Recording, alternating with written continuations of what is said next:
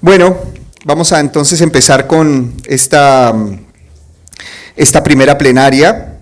Nosotros vamos a hacer un análisis de lo que es un análisis de lo que fue el contexto histórico y por qué surgió ese maravilloso concepto de la sola escritura. Todos conocemos el concepto de sola escritura, ¿verdad?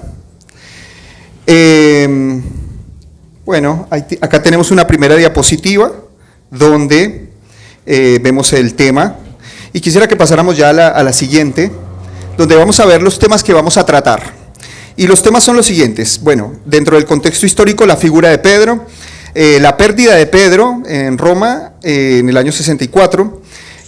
Luego vamos a ver un poco el punto de Constantino en la historia y el surgimiento de la ortodoxia, la caída del Imperio Romano, la Iglesia imperial, los abusos, las revelaciones y la sucesión apostólica y el establecimiento de sola escritura. Para nosotros poder entender la sola escritura y por qué somos reformados, tenemos que entender este contexto histórico, ¿no? Cómo nace la Iglesia y qué significa o qué combate este principio.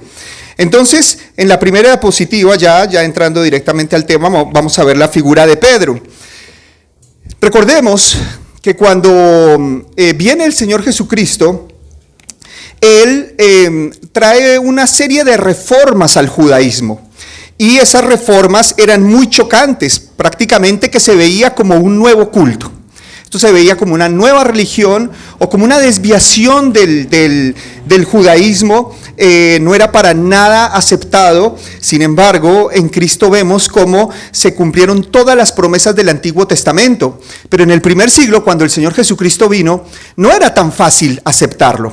No era tan fácil porque, ya entendemos todo el tema de la tradición, la cultura, todo el celo que podía llegar a tener los judíos con respecto a las Escrituras. Entonces, esto era muy chocante. Decir que un hombre era Dios era verdaderamente chocante. Y más un hombre que había muerto en una cruz como malhechor. Porque no estamos hablando de un hombre poderoso, importante, un emperador, un gobernador. Estamos hablando de un hombre sencillo, de un artesano judío, que quizás no podría llegar a ser una figura muy relevante en esa sociedad, ¿no? Entonces, este artesano se empezó a decir por ahí, a correr la voz, que él era un señor, que él era el Hijo de Dios, que él era, que en él había perdón de pecados. Esto era tremendamente controversial. Esos títulos de Hijo de Dios y de Señor eran títulos políticos. Hoy nosotros los entendemos como títulos teológicos, pero en ese momento eran títulos políticos. Recordemos que en Roma se veían a los emperadores como dioses, ¿no? Entonces, al ver al surgir esta figura de Jesús, era algo, como les dije, tremendamente controvertido. Y más cuando los discípulos empezaron a decir que ese hombre que había muerto en la cruz como un malhechor, en esa cruz tenía un significado teológico y significaba un sacrificio por su pueblo, y que a través de ese sacrificio se abría el acceso a Dios de manera directa. O sea, para mirar una cruz y un hombre que moría en la cruz, y que en ese momento eran miles de hombres que eran crucificados en Roma, uno más, ¿por qué él era? En él había salvación. ¿Por qué? ¿Qué es eso? ¿Qué culto es este que está surgiendo? Máxime que se ve como medio rebelión contra Roma. Entonces, lo que yo quiero que ustedes puedan entender, mis hermanos, era lo novedoso de ese culto, lo chocante y la oposición, la resistencia que podía generar en cualquier persona que tuviese sentido común, según el contexto de esa época. Eso era algo muy loco, ¿no? Es como que hoy de repente viniera alguien y lo mataran en la silla eléctrica como malhechor, y empezaran a decir que ese es el Hijo de Dios y que en esa muerte hay todo un propósito teológico. No es fácil, no era fácil. Entonces, con Jesús surge entre comillas, nuevo culto, esta nueva secta. Y se miraba mal, no se miraba de manera agradable. históricamente, o los historiadores que no son cristianos, ven que si no hubiera sido por unas figuras especiales, puntualmente Pedro, puntualmente Ananías y Zafira, Pablo, si no hubiera sido por estas personas, los historiadores dicen que Jesús había muerto y había quedado en el anonimato. Jesús nunca escribió nada. Fueron sus discípulos los que él enseñó, los que empezaron a promover este culto, los que empezaron a difundir este culto. Entonces, obviamente que sabemos que Dios en su soberanía estaba llevando adelante un plan perfecto y que ese evangelio iba a recorrer el mundo entero y iba a ser el método legítimo de salvación. Nosotros lo creemos con todo nuestro corazón. Sin embargo, desde puntos de vista quizá filosóficos o históricos, ¿no? Los historiadores, como les dije, ateos, ellos dicen, si no hubiera sido por Pedro, ese mensaje de Jesucristo se hubiera pasado a la nada. Pero la figura de Pedro, se levanta a predicar ese nuevo culto con vehemencia, con pasión, y él, siendo judío, se oponía a su mismo pueblo con sus enseñanzas. Pues ni hablar de Pablo, ¿no? Pero Pedro era una figura relevante. ¿Por qué? Porque Pedro estuvo con ese artesano y Pedro explicaba lo que significaba el sacrificio de ese carpintero en la cruz. Entonces él tenía una revelación. Pedro tenía una revelación. Pedro, reconoce a Jesús, y lo tenemos en ese primer punto, como el Mesías esperado de Israel. Israel venía también con una dinámica apocalíptica. Esos tiempos se respiraban aires apocalípticos, porque los judíos tenían en mente las 70 semanas de Daniel, venían haciendo el conteo de los años, y ellos estaban como en un ambiente de inminencia. Entonces decían, en cualquier momento va a venir el Mesías. Y bueno, nace el Señor Jesucristo. A ver, voy a tomar un poco de agua.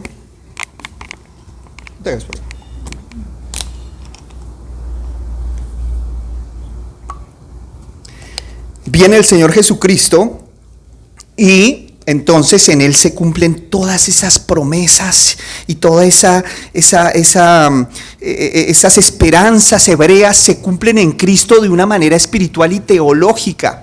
Israel por muchos años estuvo esperando el juicio de Dios. Israel tuvo que sufrir mucho a manos de sus enemigos. Los asirios los torturaron, los babilonios, los egipcios. Israel había venido de persecución en persecución y entonces habían experimentado el dolor, el sufrimiento de una manera muy intensa. Y los profetas empezaron a anunciar que vendría un día del juicio, el famoso día del Señor. Un juicio en el que Dios iba a establecer justicia pura y en el que Dios iba a destruir a los enemigos de Israel, e Israel se iba a levantar como una nación justa, gobernando con justicia, donde habría verdad, donde habría paz legítima. Y entonces los hebreos esperaban el día de la acción de Dios. Ese día los enemigos iban a desaparecer. Ese día Israel iba a vencer. Ese día Israel iba a gobernar todas las naciones y Dios a través de ellos todas las naciones. Estaban esperando esos tiempos en la época del Señor Jesucristo. Y entonces resulta que ya sabemos que en la muerte de Jesucristo se cumplió ese día del Señor, ¿no? Porque los judíos, esperando el juicio de Dios, ellos estaban esperando que cayera un rayo y los partiera a todos, o yo no sé, que viniera una guerra y que se levantaran los hebreos así tipo con la fuerza de Sansón, no sé cómo, o liderados como Moisés, que los sacó poderosamente de Egipto, o como David, que destruía ejércitos, unos hombres militares tremendos. Ellos estaban esperando algo así, que hubiera un juicio. Ellos esperaban ver derramamiento de sangre. Y muere el artesano en la cruz.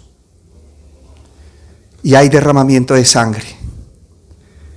Y los profetas que anunciaban el juicio de Dios, ahora los apóstoles, los discípulos de Cristo, los discípulos de ese artesano empezaron a decir, ahí está el juicio que estamos esperando.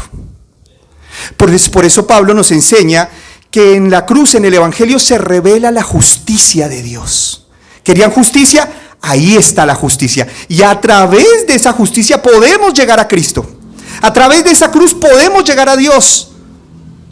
Pero ellos no se esperaban esa.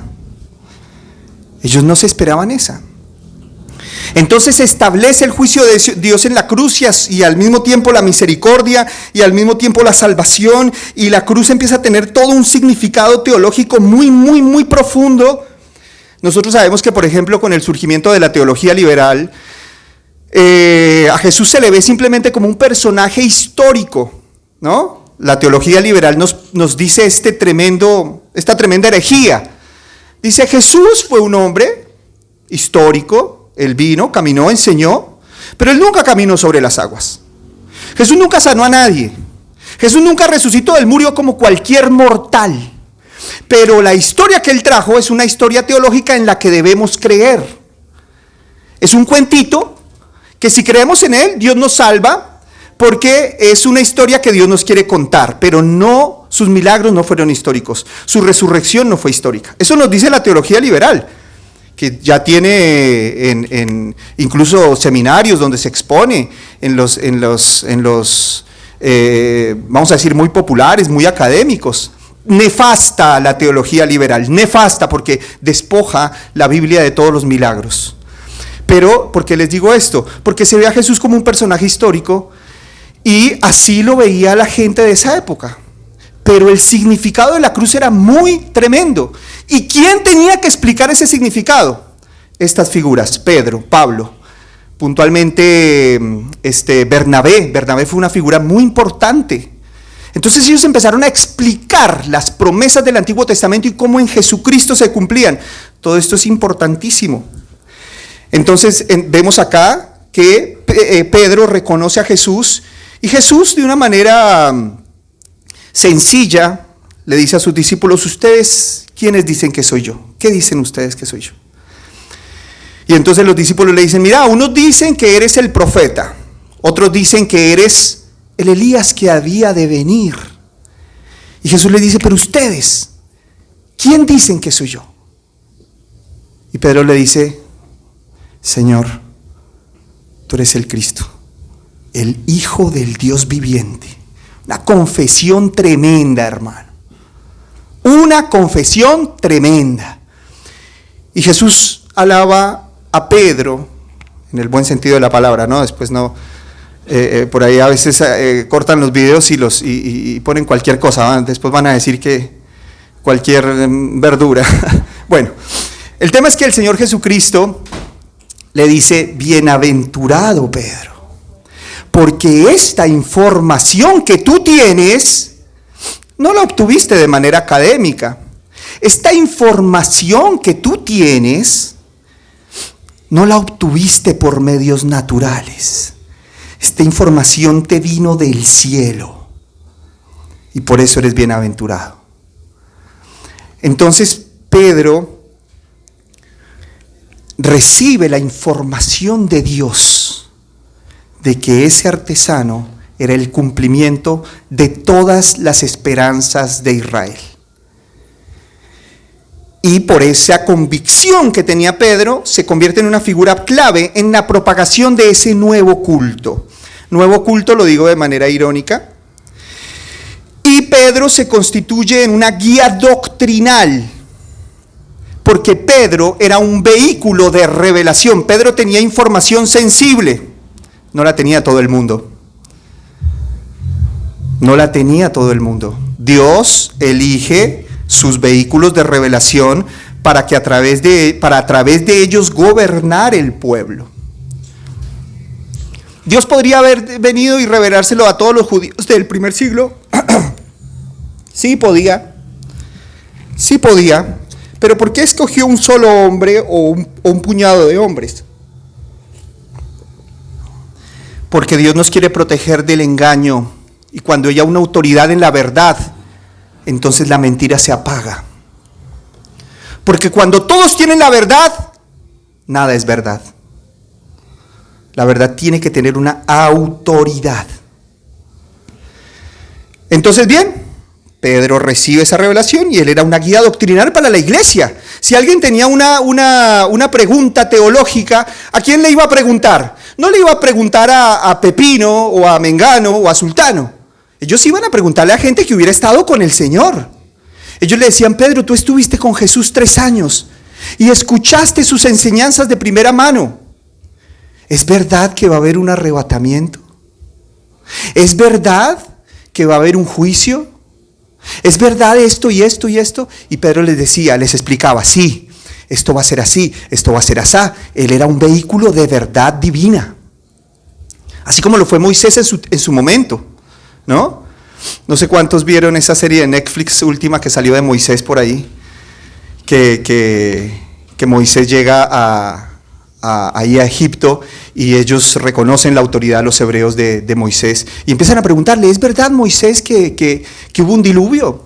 ¿Es verdad que venimos de 2 hombres, como dice por ahí la tradición oral? ¿Es verdad? Reconocemos que tú eres una autoridad de verdad, de revelación. ¿Es verdad eso? Y Moisés les dice en la película: sí, hubo un diluvio. Sí, venimos de 2 hombres. Dios creó 2 hombres en un lugar que se llamaba el Jardín del Edén. ¡Wow! Recordemos que Moisés escribe el Pentateuco. Entonces, Pedro se convierte en esa figura importante que propaga el nuevo culto, que era un guía doctrinal y que se constituye en un vehículo de revelación divina. Pasamos a la siguiente diapositiva. Pedro se constituye en un guía, ¿no? Una guía hacia la verdad. Una guía hacia la verdad. En la segunda plenaria vamos a analizar un poco todo el tema de la verdad. Pero Dios siempre puso hombres que guiaran al pueblo hacia la verdad teológica. No solamente hacia la verdad moral, hacia la verdad teológica, moral, y bueno, en todos los sentidos. La verdad tiene muchos matices, muchos factores. Entonces, pasa algo tremendo. Muere Pedro en Roma. Ya se propagó el culto, el cristianismo explotó como pólvora por todo el primer siglo y por todo el mundo conocido, y las misiones de Pablo eran impresionantes, y la gente se interesaba en ese nuevo culto porque ese nuevo culto era muy esperanzador en un imperio donde, no estoy seguro de este dato, pero creo que era el 80% de la población era esclava. Entonces, y encima eran esclavos que veían a un emperador como un dios. Y ese nuevo culto decía que el emperador es como uno más, es un hombre más, que el Señor es Jesucristo, que todos somos iguales delante de los ojos de Dios. Entonces, este mensaje muy esperanzador caló hondo en la sociedad. Y se propagó este cristianismo de una manera impresionante, de una manera milagrosa. Pero pasa algo. Muere Pedro. Roma, año 64 después de Cristo. Crucificado, dice la tradición, que boca abajo, no, al revés, porque no se sentía digno de morir como su Señor. ¿Y ahora a quién le preguntamos? ¿Y ahora quién nos resuelve las dudas? Pero Pedro había dejado unos escritos, un documento sagrado. Había dejado un testimonio. Su vida fue un testimonio.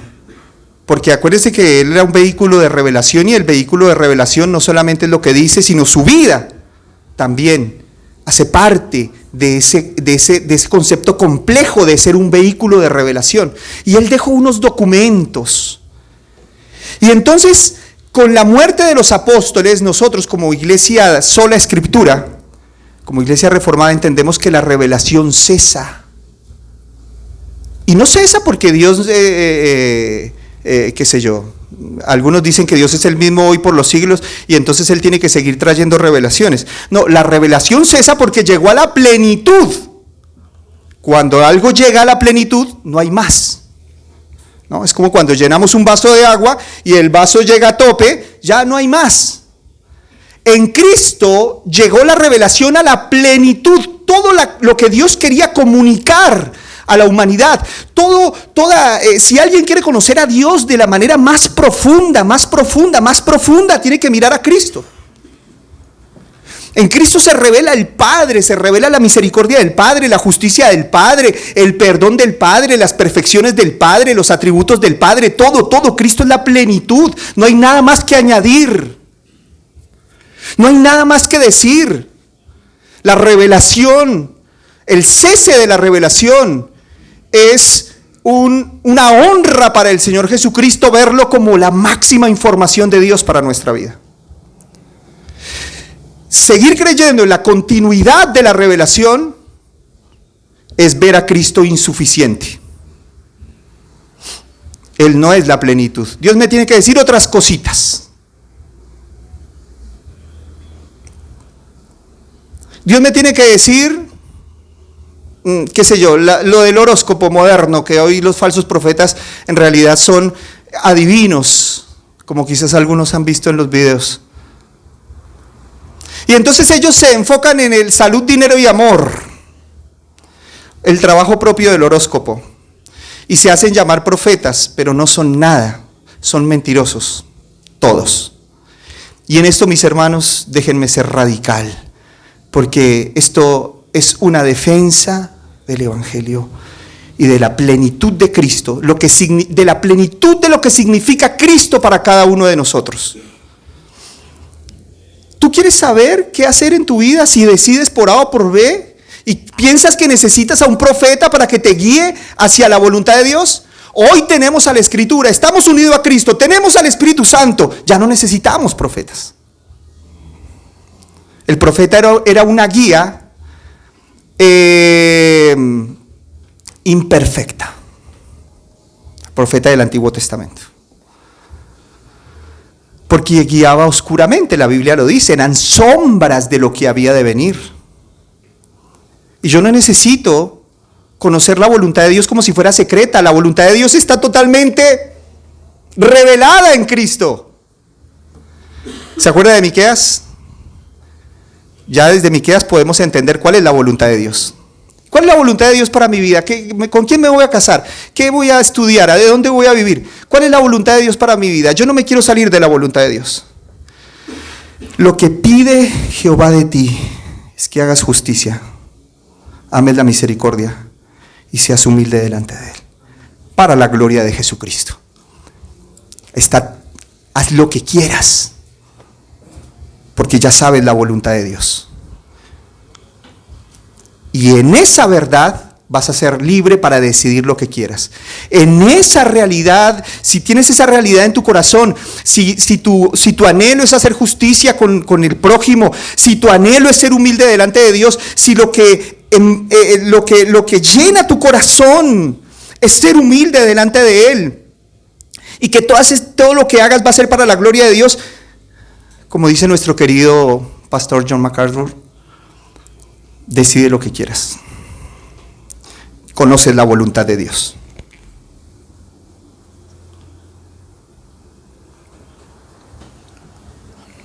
Entonces, el cese de la revelación es algo glorioso, como todo lo de Dios. Cesan la información de Dios porque llega la plenitud en Cristo, y la iglesia en el primer siglo pues estaba sufriendo muchas persecuciones, estaba sufriendo muchas torturas, muertes. Todos conocen la historia, ¿no? Los cristianos eran devorados por leones en el circo romano, los cristianos eran quemados vivos como antorchas para iluminar las calles, y la iglesia necesitaba un liderazgo. Como seres humanos necesitamos un liderazgo. En casa, el líder es el padre, porque el liderazgo organiza, cuando el liderazgo es visto como un servicio. Lo que pasa es que hoy la palabra liderazgo nos suena mal, porque como todos los líderes abusan del poder. Entonces nos suena fea esa palabra. Pero nosotros deberíamos asociar con líder con sirviente.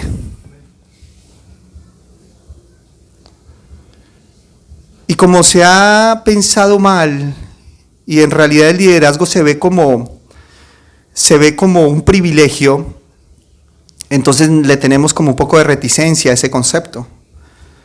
Pero siempre se necesitó un liderazgo porque somos seres sociales, somos seres políticos por naturaleza. Nos organizamos, nos unimos en grupos, tenemos necesidad de un grupo, tenemos necesidad de un gobierno, justamente porque tenemos necesidad de un grupo. Eso es un concepto muy evidente desde el punto de vista antropológico. Nuestra naturaleza, somos seres políticos, como diría Platón, ¿no? El son logón politikon.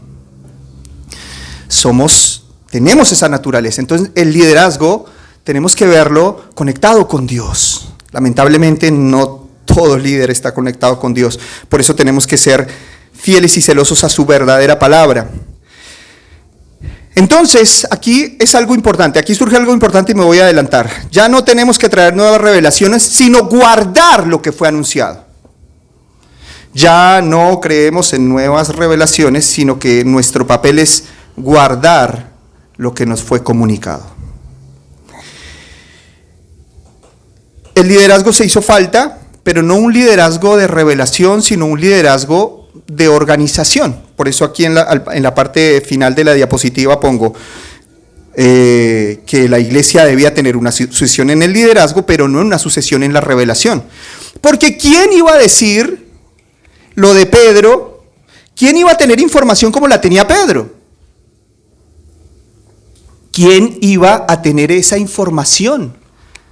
Nosotros conocemos a los discípulos de Pedro, ¿no? Bueno, el mismo Marcos, que escribe las escrituras siendo discípulo de Pedro, y después los primeros padres de la iglesia.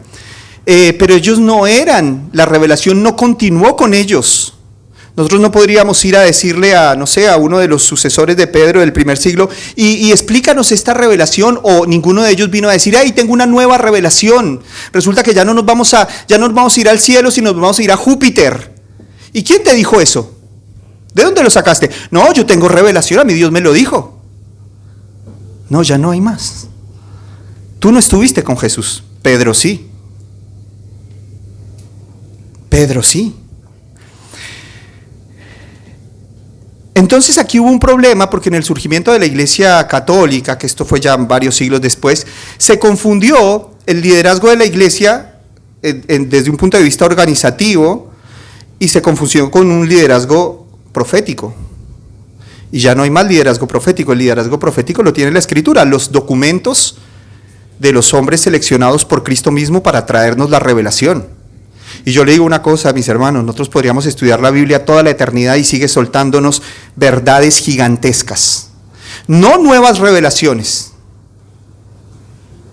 Nos llevaría la vida entera.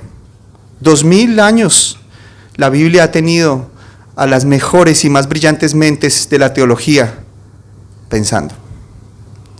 Para que veamos a la Biblia como insuficiente. Como nos diría por allá un personaje... Guillermo Maldonado, que él tiene palabra fresca. Entonces es importante que entendamos esto y por qué en Pedro cesa la revelación. En Juan, puntualmente en el año 90, que fueron los discípulos directos de Jesús, cesan las revelaciones.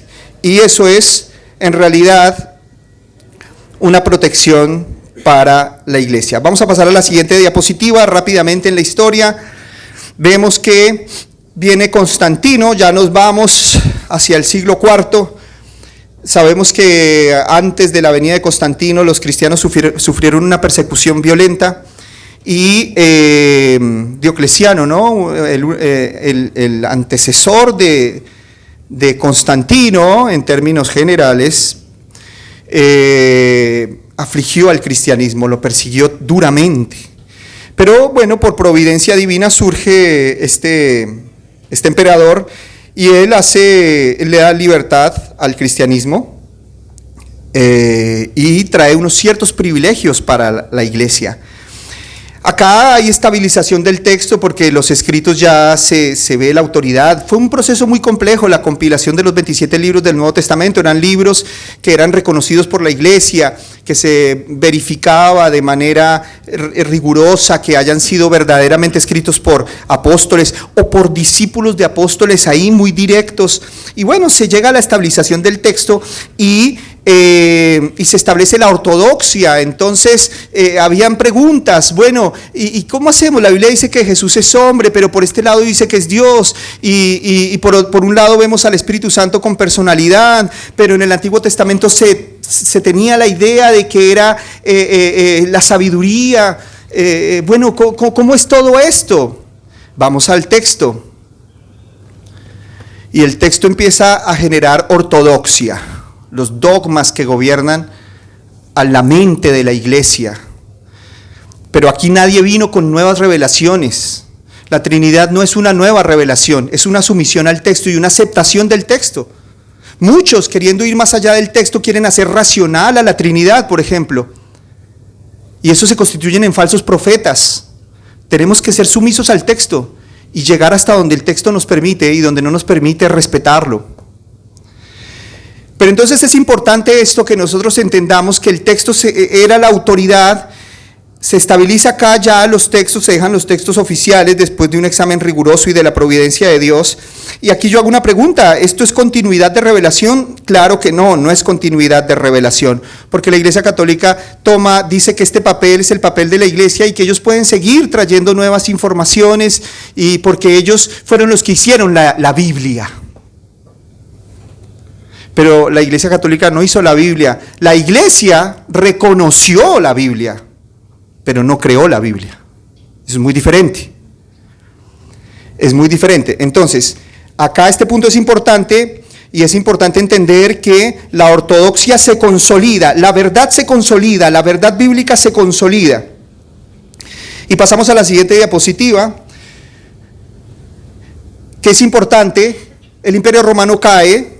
Ya sabemos todos, bueno, los bárbaros asediaban a Roma. Roma estaba resquebrajado, las guerras políticas, la guerra por el poder, bueno, un sinnúmero de factores estaban llevando a un imperio glorioso a su declive, a su atardecer, como todos los imperios de este mundo que surgen y decaen, surgen y decaen. Nada permanece para siempre, solo las escrituras, ¿no?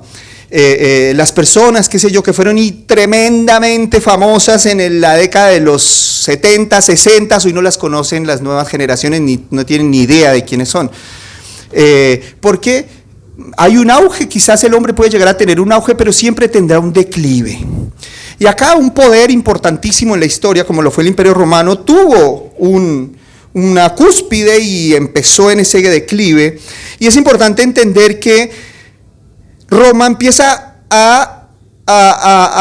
o la caída de Roma genera un vacío de poder en Europa y todo lo que era hacia el Medio Oriente. Eso trae ese vacío de poder, y la iglesia tenía un protagonismo importante acá, porque la iglesia era vista como una guía moral. Ellos tenían una promesa importante, la promesa del cielo. Entonces la iglesia, de una manera paulatina y con una serie de factores que se fueron dando, múltiples causas, la iglesia empieza a tomar el poder de un Estado, porque la iglesia se hacía cargo de los pobres, porque la iglesia tenía un mensaje, moral, ético, espiritual, teológico. Entonces, al haber vacío de poder político, la iglesia empieza a tomar ese papel, ese rol, y entonces empieza a entrar en la política humana, en el poder humano. Y lamentablemente acá empieza la tragedia más grande que puede experimentar el hombre, y es que tenga un poquito de poder.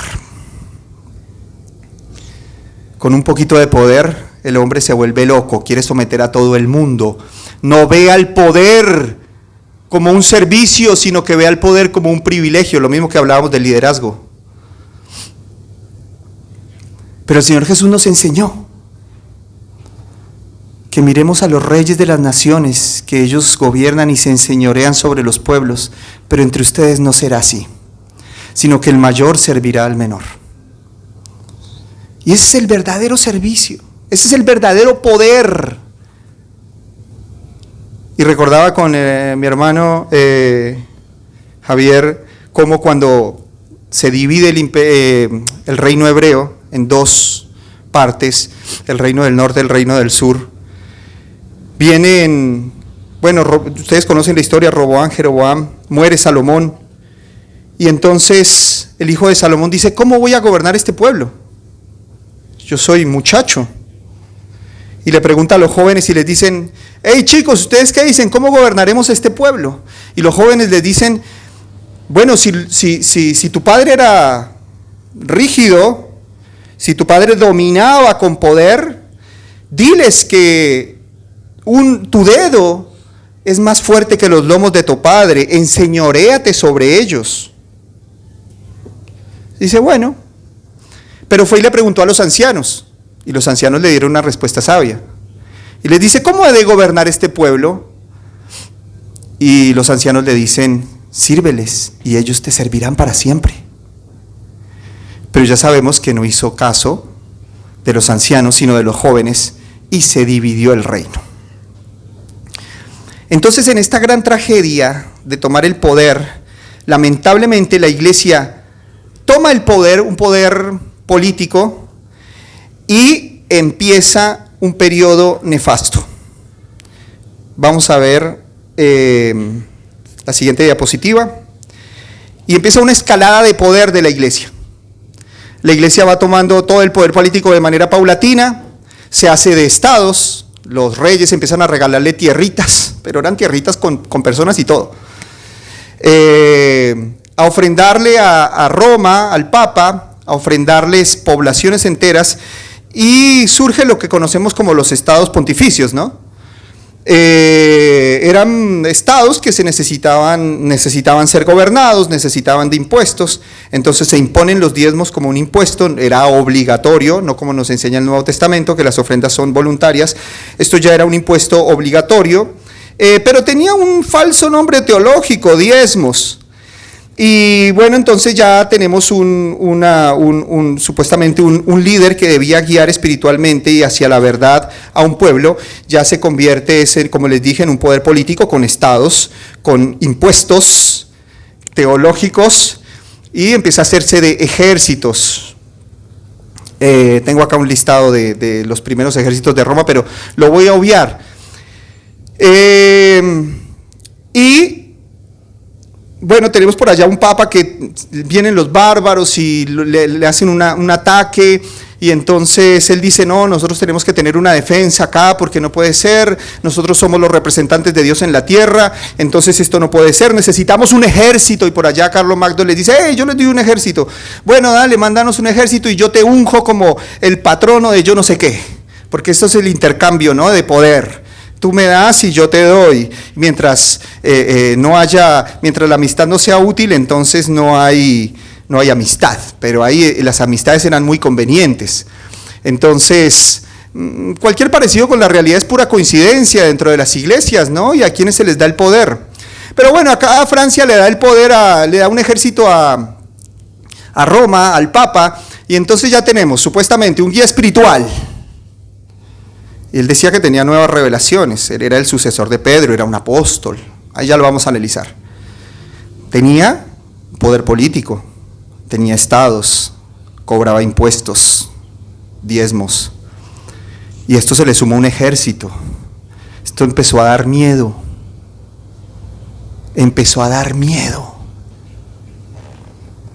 una escala de poder impresionante, llega a la cúspide. Ya ni los reyes le tenían temor, porque Roma, si decía lo excomulgo, eso era terrible. Tenían el dominio, la administración del cielo, administraban la salvación de la gente desde la política. Y entonces llega la gran decadencia. Siguiente diapositiva. Se empiezan a dar los abusos. Se empiezan a dar los abusos que yo les digo siempre a mis hermanos en las clases, que esto es literalmente lo que pasa hoy con el movimiento carismático, con la tercera ola carismática o pentecostal. Empiezan a hacer negocio con la salvación y con el favor de Dios. Y aquí tenemos a las indulgencias. Bueno, hoy moderno le diríamos pactos o sellamientos de la palabra. que es una cosa completamente rara, ¿no? Allá en donde yo trabajo para el Señor en Tigre, hay iglesias vecinas que el predicador está hablando y entonces alguien, no sé, supuestamente dice, y David era rey. Entonces el que oye dice, ay, yo voy a sellar esa palabra para que esa palabra se cumpla para mí, porque yo quiero ser rey también. No sé en qué delirio andará metido, pero piensa así. Y entonces se saca un billetito y va al altar y sella la palabra. O sea, una ridiculez gigante, hermano. Bueno, lo mismo que las indulgencias. Entonces las indulgencias, supuestamente con las indulgencias se vendía el perdón de Dios. Y empezaron a pasar cosas corruptísimas acá. Se vendía el perdón por anticipado. Por ejemplo, en el caso de la Inquisición, decía un inquisidor, mira, tengo acá un hereje, lo voy a torturar y lo voy a matar porque es un hereje. Y entonces decían, pero la Biblia dice que no hay que matar. Bueno, pero compre una indulgencia y lo mato. Bueno, dale. ¿De cuánto quiere la indulgencia? No sé, de 50 peniques, dale. Ahora lo mato y tengo el perdón. De esa manera se movía literalmente, hermano. Así se movía. Perdón anticipado comprado. Y esto empezó a recaudar plata. Yo me imagino bueno, en ese momento no habían jets privados, pero estaba el oro y los papas se vestían con hilos de oro y con tronos de oro y cetros de oro, coronas de oro, un despilfarro, una cosa, algo extravagante, morboso, no sé ni cómo decirlo. Se vendía el favor de Dios. ¿Estará pasando eso hoy dentro de nuestra sociedad cristiana occidental? ¿Se vende el favor de Dios? Sí. El dominio. Y esto yo lo uno con la excomulgación o la excomunión. El Papa tenía tal dominio sobre las personas que ellos decidían todo en su vida. Decidían qué matrimonios eran legítimos, qué matrimonios no, qué hijos eran legítimos, qué hijos no. La iglesia controlaba la vida de las personas de una manera abusiva y dominaba sobre ellos. ¿Con cuál amenaza? Si no te sometes a mí, te excomulgo. Se lo traduzco al contexto contemporáneo. Si no te sometes a mí, te quito mi cobertura o mi manto.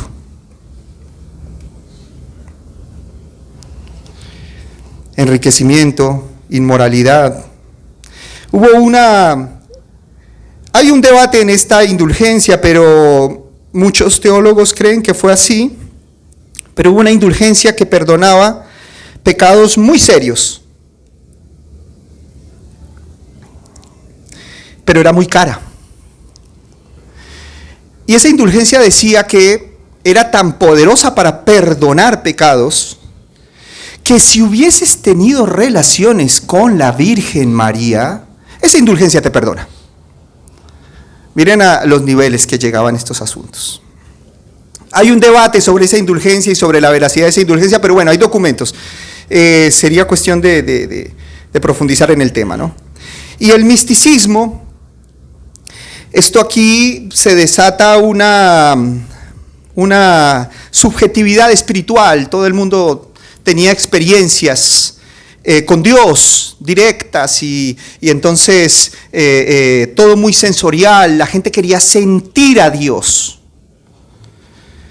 Pero resulta que los sentimientos humanos son falibles, son engañosos, las emociones son inestables, no siempre estamos felices, a veces estamos enojados o tristes o qué sé yo, las emociones fluctúan, los sentimientos y las sensaciones nos engañan, pero esta gente veía a Dios en esas cosas. Porque claro, no sabían cuál era la obra del Espíritu Santo porque no tenían la Biblia se empezó a esconder. La verdad empezó a esconderse. O sería como que alguna vez una hermana me dijo, uy pastor, el culto estuvo, una presencia de Dios, se me paraban los pelos, decía. Le digo, hermano, la presencia de Dios nos hace buenos, no anda parando los pelos. Yo me voy a un teatro y también Lloro. Si voy a ver Titanic, lloramos todos, ¿no? Bueno, algunos ya no conocen Titanic, es muy viejo. Pero ellos veían a Dios en esas emociones y lo interpretaban de esa manera porque no sabían que el Espíritu Santo produce fe legítima. ¿Usted quiere ver la presencia de Dios en su vida? Mire su fe, mire su bondad, mire su justicia, mire su deseo por la gloria de Dios. Ahí está el Espíritu Santo. Pero como todas esas cosas se apropiaron, el ser humano por el humanismo se apropió de esas realidades teológicas y piensan que son propias, entonces ya busca al Espíritu Santo en otros factores, emocionales, sensoriales, subjetivos. Y cuando uno tiene que entrar a debatir entre la verdad, cuando una persona cree que tiene la verdad espiritual sin tener a la Biblia como autoridad, pues aquí vale todo. Eso como las nubes, el que una ve una nube un conejo, el otro ve un elefante.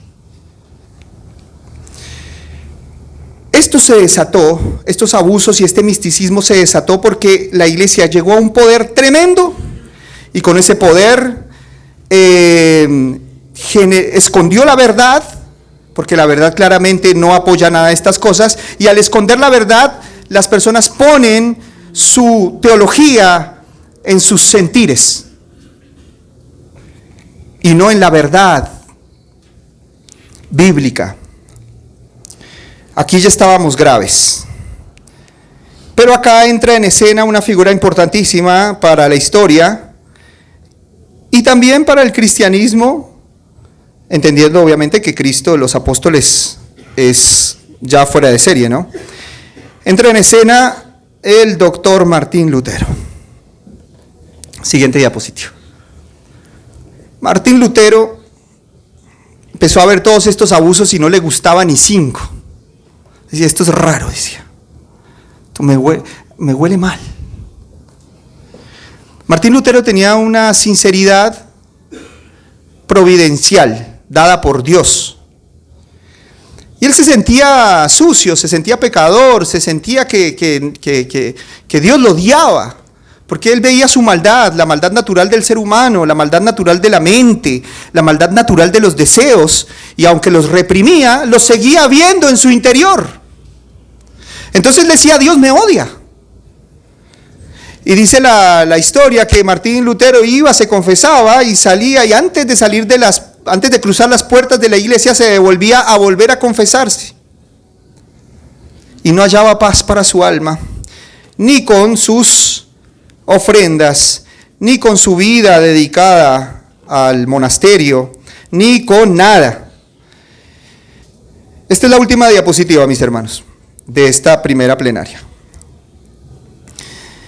Y Martín Lutero,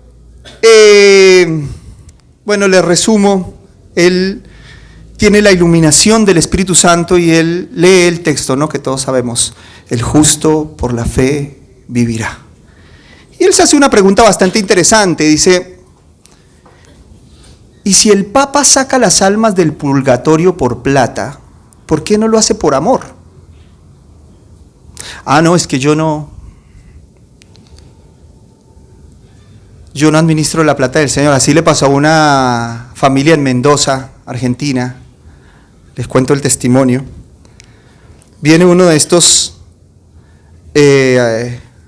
falsos apóstoles, falsos profetas, y entonces dice que el que haga un pacto con Dios y ofrende su casa a la iglesia, Dios le va a dar el doble. De esas revelaciones locas, ¿no? Y una familia que yo conocí,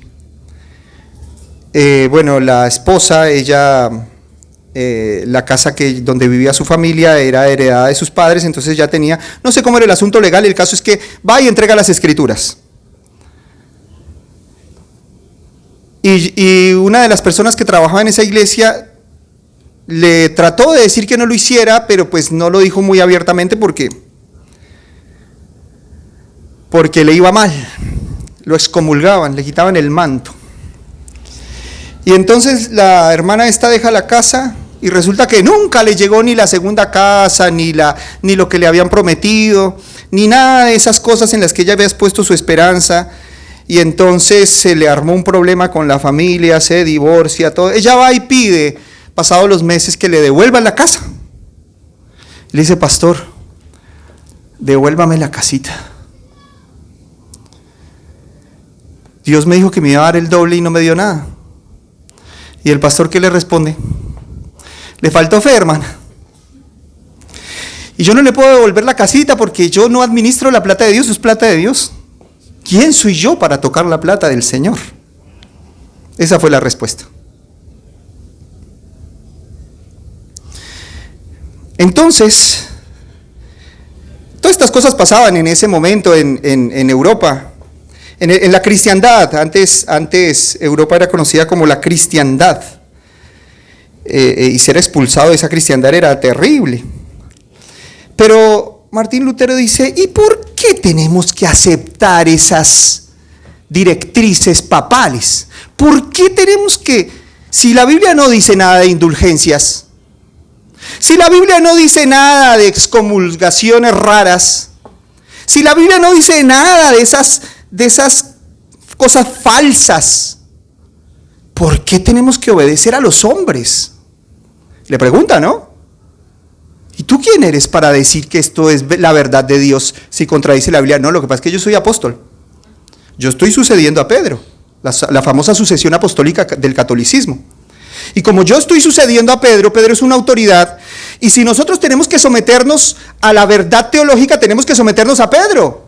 Para nosotros Pedro es una autoridad infalible en sus escritos, porque él es un vehículo de revelación, porque él trae la verdad de Dios para nuestras vidas, es un documento sagrado, es un hombre que fue, vamos a decir, enviado por Jesucristo: apacienta mis ovejas. Entonces Pedro tenía una revelación, algo que explicar, información teológica legítima, pero el Papa no. Pero el Papa decía: yo soy apóstol, yo soy un sucesor del apóstol Pedro. ¿Cómo vienes a decirme a mí lo que tengo que hacer? Y Lutero dice: pero esto está todo mal, ¿por qué? Entonces, ¿el Papa tiene autoridad de contradecir a Pedro? Pues sí, porque yo soy apóstol y además soy profeta. ¿Y por qué eres profeta? Y porque si yo me quiero inventar un delirio de que vendo indulgencias, qué sé yo, para comprar casas, pues yo puedo hacerlo porque yo soy el representante de Dios en la tierra.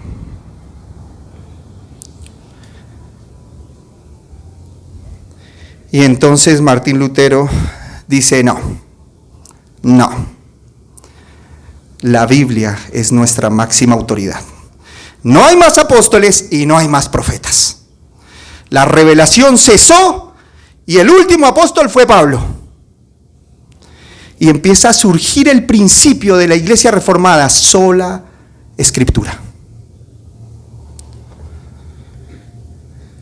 Fin del profetismo ese místico raro. Cualquier cosa es revelación. Dios me reveló que voy a tomar café. Dios me reveló que tengo que ponerme la camisa azul. Dios no revela esas cosas, hermano. La revelación es algo muy sublime. La revelación es cuando Dios se muestra. Dios deja ver sus atributos. Dios muestra sus planes con la humanidad. Es Dios mostrándose, no diciéndote con quién se va a casar. Dios me reveló que me voy a casar contigo. Dios me reveló que no sé qué. Eso no es revelación. La revelación es la Biblia. La revelación es Cristo. Eso es revelación. Entonces, Lutero dice: no hay más apóstoles, no hay más profetas. La Biblia es la revelación vigente. A ella debemos someternos. Y también debían cesar los dones, que eso ya lo vamos a explicar en la próxima plenaria. Deben cesar porque los dones son para certificar verdades. Y si ya no hay más verdades, entonces los dones deben cesar. Y no le asuste la palabra cesacionismo porque es muy bíblica. Primero los Corintios 13, 8 nos dice que cuando venga lo perfecto, lo que es en parte se acabará la profecía, cesarán las lenguas, la ciencia cesará, porque son factores imperfectos. Son factores imperfectos. Y más allá del debate que hay de que ese texto aplica a la segunda venida, más allá del debate, la Biblia nos deja ver que eso va a cesar o que cesó. Y el cesacionismo tiene un principio bíblico. Nosotros no vemos a Dios haciendo todos los mismos milagros siempre para que sea Dios, porque la gente nos dice, dejen a Dios ser Dios, no lo limiten. No, nosotros no limitamos a Dios, ustedes son los que lo limitan diciendo que la Biblia es insuficiente.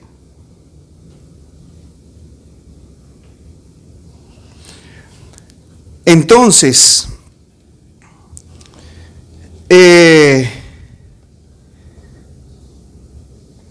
surge la Reforma protestante. Martín Lutero le dice, no te creo nada. Eso era violento, eso era revolucionario, eso era herético para esa época. El Papa le dijo, sí, bueno, entonces te voy a excomulgar. Y el Papa manda un edicto y dice, el que mate a Martín Lutero está haciendo un servicio a Dios. Tenemos a un cerdo, decía el Papa, suelto en la viña del Señor, y al que lo mate estará rindiendo servicio a Dios, y si lo mata yo le doy la indulgencia para que se vaya al cielo, él y toda su familia. Y Lutero dice con la bula papal, se para en una plaza y dice, ¿saben qué hago con esta amenaza? La quemo. ¡Oh, Dios mío! ¡Escándalo! ¡Herejía! En esa época pues había mucho analfabetismo, la gente no sabía leer. Martín Lutero era un académico, era un intelectual, pero él se ingenia, bueno, esto viene con la mano de la imprenta, y él imprime unos panfletos donde sale el Papa besándole las pezuñas al demonio. Y empieza a repartirlo por toda Europa, y dicen, miren, esto en realidad es el Papa. Su famoso apóstol, profeta, y le está besando las pezuñas al demonio. Y el Papa empieza a perder poder, el Papa empieza a perder honra, que eso le empieza a doler, y la amargura empieza a llenar su corazón. Dice, pero ¿quién es este que viene yo que soy el representante del cielo? En cualquier momento se va a morir Lutero. Por ahí tengo un video donde Maldonado dice que un hombre que se salió de su cobertura, Dios le quitó una pierna. Entonces el Papa hacía lo mismo. Y el Papa, lleno de amargura, intenta parar, detener la verdad. Y entonces, bueno, manda el edicto, ¿no? Lo manda desde Roma hasta el norte, hasta Alemania. Y entonces le mandaban los mensajes al Papa. ¿Qué dice la gente cuando va el pregonero diciendo que Martín Lutero va a ser excomulgado y que todo el que siga sus doctrinas va a ser excomulgado, va a irse directamente al infierno por orden de su excelencia, su santidad, la vaca sagrada del Papa? Y entonces venían los reportes al Papa y le decía, ¿qué está diciendo la gente? ¿Qué dicen la población? Y no, yo me paré en la plaza, decía el pregonero, yo me paré en la plaza, la gente decía, larga vida Lutero. Y entonces el Papa más se le profundizaba la amargura y decía, no, lo tengo que matar, no sé cómo tengo que hacer, pero lo voy a matar. Y entonces, bueno, pero vaya más al norte, sigan avisando, no importa, que se sepa en toda Europa que el que se una a Lutero, el que lea sus escritos, es un hijo del demonio y lo va a excomulgar. Bueno, vamos a profundizar el mensaje. Venía el pregonero. ¿Qué están diciendo las poblaciones? No, entre más al norte voy, entre más estoy llegando allá a Alemania, ya en las plazas no solamente gritan larga vida a Lutero, sino que gritan muerte al Papa. Larga vida Lutero, muerte al Papa. Y el Papa estaba consumido en su amargura. Se parte Europa en dos, la cristiandad, y surge la iglesia reformada con un principio maravilloso al que conocemos como sola escritura. Lamentablemente hoy, por no conocer nuestra historia, la estamos repitiendo. Y con eso termino, mis hermanos, esta primera plenaria. Vamos a orar. Colócate en pie.